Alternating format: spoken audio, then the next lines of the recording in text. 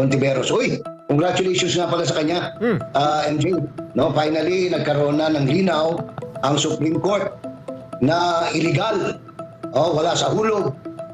Criminal act yung ginawa nila sa PhilHealth nung siya ay director pa, na binigyan nila ang sarili nila ng birthday gift, Christmas bonus, 13th month pay, 14th month pay, at kung ano-ano pang pay, pati pampaganda. I-charge nila lahat. Ngayon, sabi ng Supreme Court, yan ay illegal. Congratulations sa kanila, no? Kasi finally, nagkaroon na ng linaw.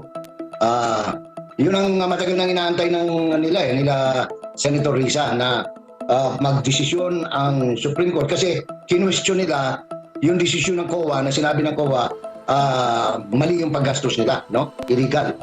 Kaya umakyat sila Supreme Court. Ngayon, ang Supreme Court sabi niya, pumabor doon sa COA.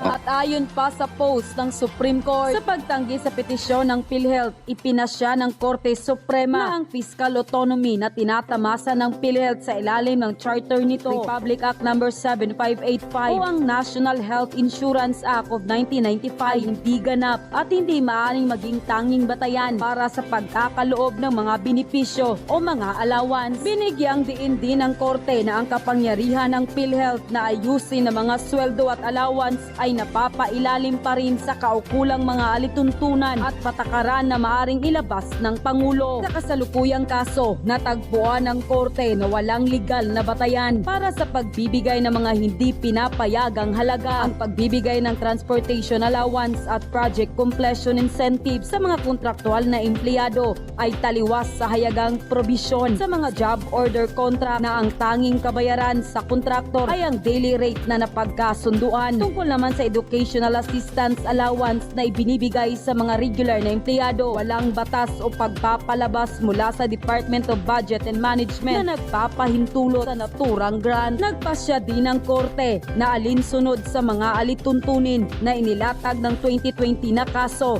ng Madira versus Commission on Audit. Ang mga tatanggap ng hindi pinapayagang mga benepisyo ay obligadong ibalik ang mga halaga, hindi alintana kung natanggap nila ang mga ito ng may mabuting loob o hindi.